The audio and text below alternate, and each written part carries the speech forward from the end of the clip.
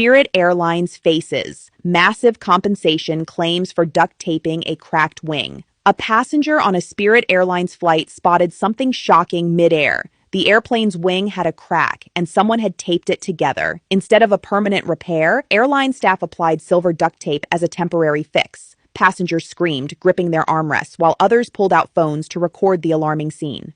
One passenger shouted, "Give me my money back," as fear rippled through the cabin. The video quickly went viral online. Many travelers had spent hundreds of dollars and hours planning their trip, only to suddenly question whether they would land safely. The clip ignited widespread outrage, with viewers debating, is it safe to fly on a plane patched with tape? Spirit Airlines responded, stating the aircraft was safe to operate and that the tape was used according to maintenance protocols. Authorities have reportedly intervened to ensure aviation safety standards are being followed. If passengers win lawsuits, the airline could face massive compensation. If you were on this flight, would you stay in your seat or demand a refund immediately? Share your thoughts in the comments below. Thinking about doing it, helping them out, meaning bailing them out or buying it. I think we just buy it. We'd be getting it virtually debt-free.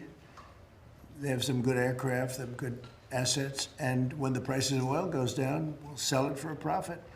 I'd love to be able to save those jobs. I'd love to be able to save an airline. I like having a lot of airlines, so it's competitive. So we are looking at Spirit. It's in a bankruptcy. It's in bankruptcy court, and we're looking if we could get it for the right price. I'd do it to save the jobs, and we have somebody that wants to run it, do a good job, smart person. And if they run it properly, and if prices come down, all of a sudden it's a valuable asset.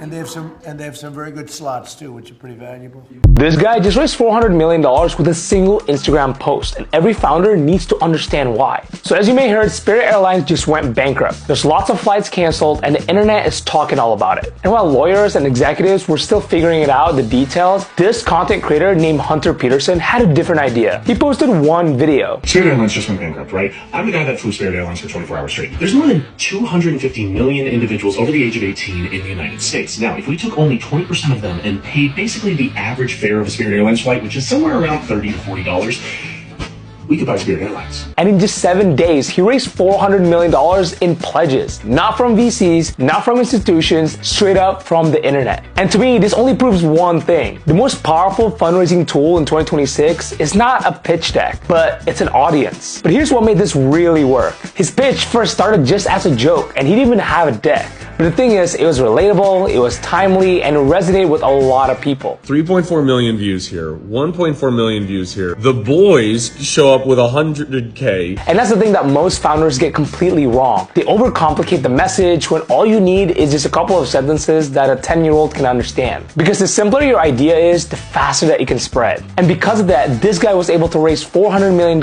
in just 7 days. Not because he had connections, not because he had a track record, but because he had the distribution. And having an audience is not just a cool thing to have now. It's the most important moat that you can have as a founder. So let me know in the comments, would you buy Spirit Airlines with this guy?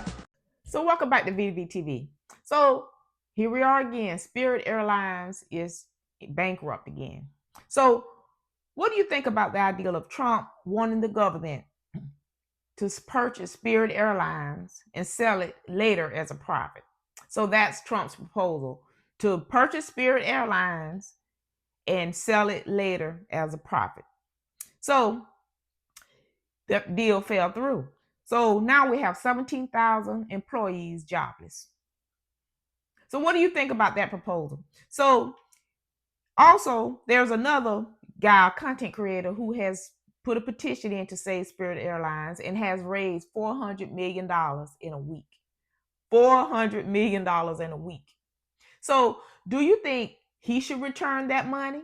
Or do you think he's not obligated to return that money, that he can keep the money? So let's sit back, let's relax, let's get more information on this topic, and let's continue. Spirit Airlines has announced it is shutting down after failing to secure a $500 million bailout from the Trump administration. The budget airline had been negotiating with the federal government in hopes of reaching a rescue agreement that could keep the company operating, but those talks ultimately fell apart. In a statement released Saturday, The airline said with great disappointment it had started an orderly wind-down of our operations, effective immediately. As part of that decision, all flights were canceled, leaving passengers stranded and employees without work. More than 17,000 Spirit employees are now without jobs following the sudden shutdown. The closure comes as the airline was already attempting to recover from its second bankruptcy filing in recent years before being hit with rising jet fuel costs tied to the U.S.-Israel conflict involving Iran. The company issued a clear warning to travelers, stating, "All Spirit flights have been canceled, and Spirit guests should not go to the airport." Despite this, some passengers still showed up with luggage after receiving cancellation notices. Customer service operations have also ceased.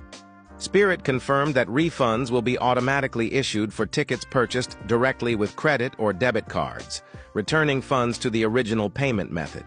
However, compensation for those who used vouchers, credits, or reward points will be determined through bankruptcy court proceedings. Travelers who booked through third parties were advised to contact their agents directly. The airline also clarified that it cannot cover costs for emergency accommodations or replacement travel.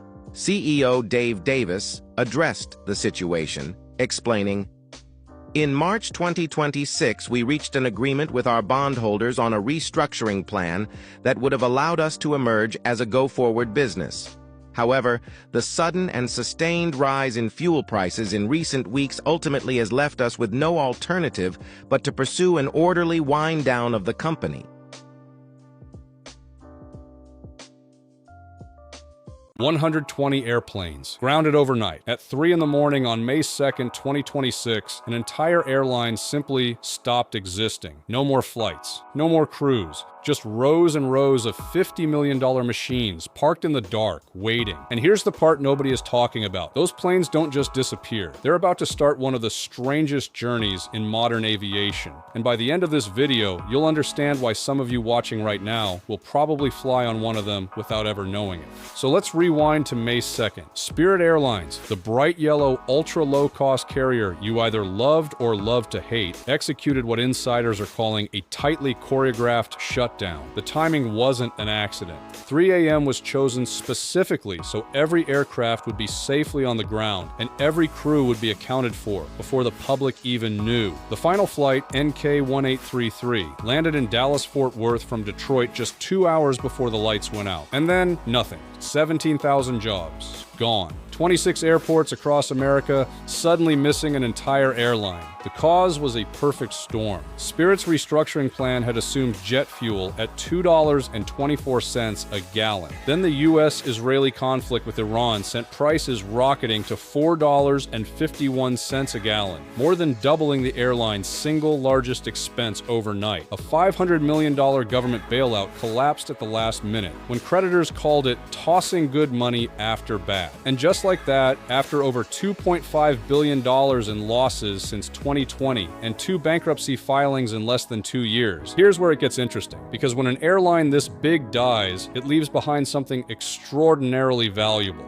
a fleet. 172 Airbus A320 family jets, to be exact. Roughly 91 of them still active when the music stopped. Another 77 already parked in Arizona, grounded for months by a separate engine recall crisis. So what actually happens to all of them now? Where do you put 120 airplanes? Who owns them? Who gets paid? And most importantly, where do they end up flying next? Let's break it down. The first thing you have to understand is that Spirit didn't file the kind of bankruptcy where you reorganize and try again. This is liquidation.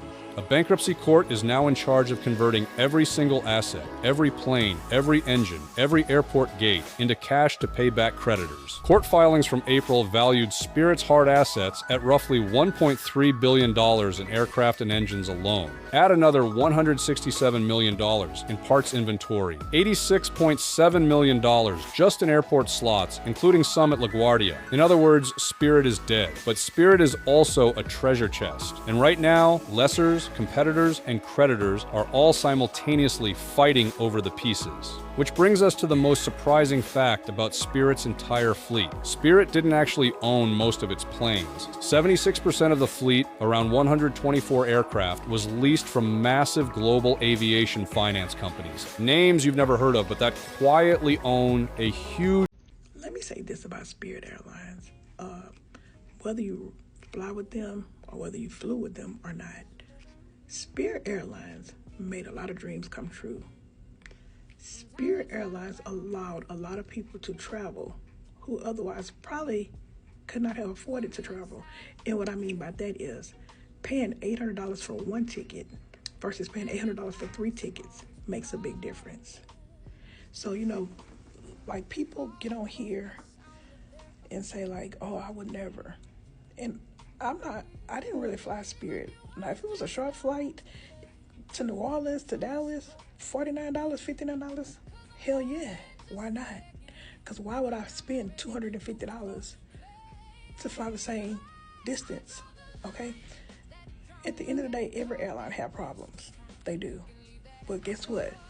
Guess which one Spirit didn't have? Crashes. They didn't have no crashes. Okay, yeah, customer service was off a little bit. People was fighting, but again, every airline has their problems. And to get on here and see content creator, and I forgot the guy name, making fun, saying, because the Spirit employees, are people who lost their jobs, I don't understand that. Like, that's not, it seemed like we hype up the wrong people sometimes. Look, people lost their jobs, 17,000 plus, and it was like, bam. It was like Friday, we may close, Saturday we're closed, okay? So I didn't think that was funny at all, but it is what it is. And whether you flew Spirit or not, Spirit changed a lot of lives, okay? Because like I say, people probably who would have never taken a trip were afforded the opportunity to take a trip because ticket prices were lower. Now you have to pay for everything. We're not gonna leave it out, Spirit. You don't get off that easy. You did have to pay for everything, for air, for water, to look around, for your seats, to go to the bathroom. I'm just playing, I'm being extra. But if you flew Spirit, you know what I'm saying. But kudos to Spirit, okay? Kudos to Spirit. All the people that's calling them ghetto, shut up. Like, you pick what you want to fly and let people fly what they want to fly. Because again, if I can get that cheaper, if it's 2 hours or less, nah, I do 2 hours or less, and I can get that cheaper, guess what? I'm on Spirit, okay? Because they safe. They've been in business a long time with no crashes. They safe. They were safe. But yeah, let's get past that narrative. Just like the narrative with Carnival, just like the narrative with Walmart.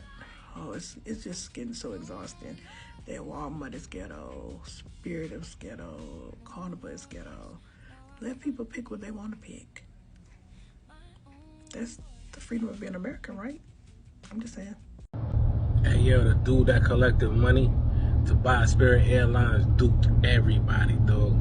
He shot out a little memo, paragraph, same thing Donald Trump put out there, like, yo, dog, I ain't gotta give none of the money back and all that.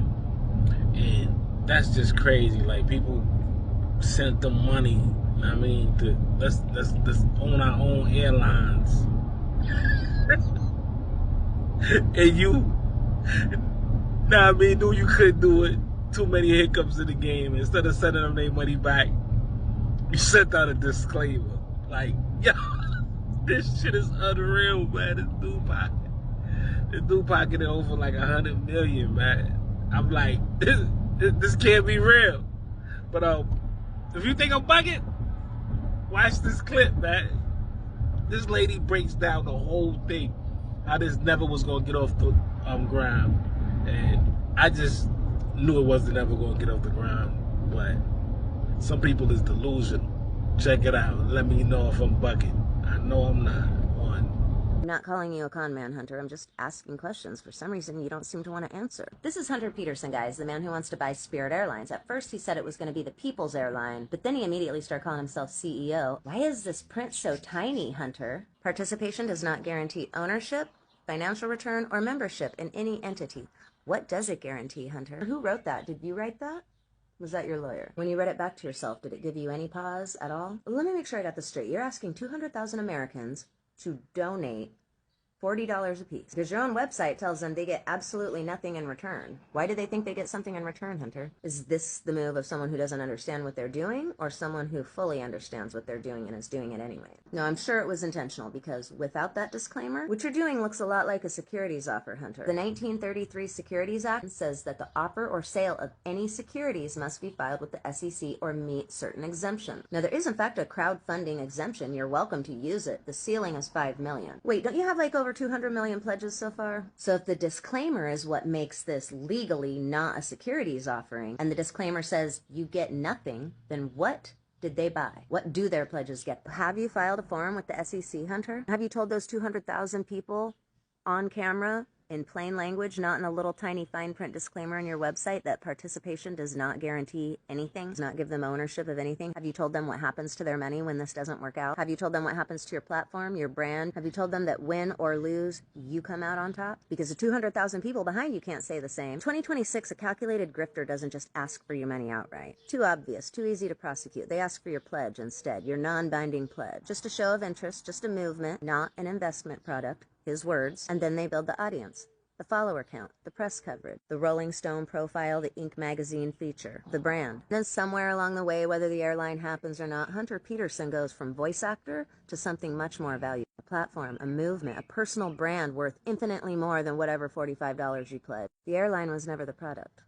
You were. And don't even get me started on the Steve Jobs costume. The black turtleneck is not a coincidence or a casual wardrobe choice. The single most recognizable symbol of the visionary leader archetype in American culture. You should have skipped the costume, Hunter. It's a huge tell. I noticed your lawyers were careful to call this a movement, not an investment. Non-binding pledges, no guarantee of ownership, technically not a securities offer. So what is it, Hunter? Is it something arguably worse? Because at least a securities offering comes with SEC oversight and legal protection. This one just comes with a disclaimer that says you get nothing and a black turtleneck. Hunter, if you do somehow beat all the odds and the pledges add up to purchasing an airline, who's going to sell you jet fuel? Who's going to insure you? Because jet fuel comes from ExxonMobil and Chevron and an energy infrastructure that answers to shareholders who have zero interest in subsidizing a model that threatens their ownership class. Guess Hunter isn't aware of Capital Strike. Who renegotiates the aircraft leases? Because Spirit Airlines didn't own any airplanes. They were all leased. Who's going to grant the air operator certificate, Hunter? Because the FAA doesn't have a fast track for viral moments. The process takes years and tens of millions of dollars under optimal conditions. Outside investors you said you will definitely need, well, they have all the legal protections that your $40 donors don't have any of. Hunter says he can't wait to prove me wrong, but he proved me right the second he started calling himself CEO. A new class action suit from former employees of Spirit Airlines has now been filed. They say Spirit owes them back pay and some benefits.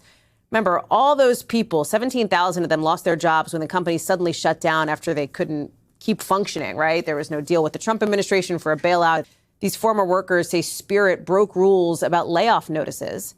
The company tells NBC News it does not respond to ongoing litigation. There's always a lot of planes out here at the Goodyear Airport, but now there are, 24 new ones, all from Spirit Airlines. We talked to a guy who's basically a repo man for airlines. He went out there as soon as Spirit Airlines declared bankruptcy and shut down, and because they didn't actually own these planes, the planes' owners contracted him to go take them and then bring them all the way back here to Goodyear and Marana. Now, the twist of this is, of course, when that airline shut down, all of those pilots lost their jobs. This guy knows what that's like. He was working for an airline that shut down once upon a time and lost his job basically overnight. So, as a way to kind of give back, a lot of the pilots, it's 40 pilots on his list that had to go out and get these planes. A lot of those guys were old Spirit Airlines pilots. Get one last paycheck, one last time at the controls. Try to give back just a little bit. They are sitting out here in Goodyear and Marana, basically in storage until the company that owns them figures out what they want to do with them. Spirit Airlines has finally gone under, officially shutting down operations after filing for bankruptcy twice in less than a year. And there are many reasons you could point to for this huge collapse. Skyrocketing jet fuel prices due to the war in Iran, years of steady decline following the pandemic, having among the highest rates of customer complaints, flight delays, and flight cancellations of any airline, or the fact that its name has essentially become synonymous with the words bad airline. But have you considered that it's actually because of a presidential administration that ended 15 months ago? This is just more of the mess we inherited from the Biden administration. This should go into the Biden economic bucket as a failure for them since they caused this. Joe Biden and Pete Buttigieg, along with the Biden DOJ, decided that they did not want that merger to take place. In 2022, JetBlue announced that they would be acquiring Spirit Airlines for $3.6 billion after years of declining profits for Spirit Airlines. The Biden administration filed a lawsuit to block that merger because they deemed it to be a violation of antitrust laws. This was not only because the resulting company would own 9% of the airline industry, but because the resulting 5 biggest airlines would own 88% of the industry, eliminating yet another source of competition. Sean Duffy wants to say that denying that merger meant less competition, but that's exactly what the merger was designed to do in the first place. Create less competition for JetBlue by allowing them to consolidate one of their key competitors. You want more competition for lower prices, but this wasn't it. They were about to go bankrupt. Biden just let thousands of workers lose their job, and all of the prices are now going to get higher. Official court documents filed and incorrectly redacted by JetBlue in 2023 revealed that they intended to raise ticket prices by at least 24% and as much as 40% following the merger. Sworn testimony also revealed that the merger would have increased prices for passengers on other airlines due to, say it with me, lack of competition. According to the executives of JetBlue themselves, that merger would not have resulted in you paying less for airline tickets, no matter what Sean Duffy or Jesse Waters want you to believe. But it's not just Biden's fault. If you want to find who's really to blame, look no further than the letter writer herself, Elizabeth Warren. In September 2022, Elizabeth Warren, who loves to write letters, sent a letter to the Justice Department, to the Transport Department, saying that they should oppose the merger with Spirit Airlines. She just loves writing letters, particularly letters about potentially illegal monopolies. Get with the times, Liz. We're all using electronic mail now. My favorite version of this argument is from the National Review, which claimed unironically that sure, the merger was illegal, but it only failed because somebody tried to stop the illegal stuff from going on. Like, yeah, that's usually how enforcing laws works. Liberals are out here blaming the Trump economy, the Trump administration for Spirit Airlines bankruptcy, but they totally forgot about the fact that Spirit wanted to merge with JetBlue and the Biden admin said no. Yet again, the economic illiterate are trying to control the narrative here. The economic illiterate. What does that make you? The legally illiterate? I mean, you're blaming the Biden administration because a Reagan-appointed federal judge followed the law. Now, in your defense, I do understand that this is a difficult concept for most of MAGA to grasp, right? If something happens that is against the law, there should be consequences for the person or entity who broke the law, right? I know that's a foreign concept for you guys. Another concept that might seem foreign to you guys is that in normal times, the government is supposed to be on our side, right? Supposed to protect us from big business and corporations, and that's why we have antitrust laws and we don't allow monopolies so that these businesses, these corporations, can't price gouge us because they have total control or a lion's share control of a particular market. And actually, saying that out loud, it seems silly that I have to explain that to you because you just proclaimed that other people, not you, of course, are economically illiterate, right? But that's not the point. The point is that the judge, and by extension the Biden DOJ, was right. JetBlue had intended to screw us, the American consumer, after the acquisition. How do we know this? Well, that's because we've seen leaked memos from JetBlue during the trial. JetBlue plans to hike fares on aircraft acquired from Spirit by at least 24%, with some as high as 40%, the document showed. Ooh. So, moral of the story here is, next time you want to attempt a gotcha moment on the World Wide Web, at least pick a topic or an argument around said topic that, if you again choose to be as overtly condescending as you just were, that at least you'll be correct. You know, like me.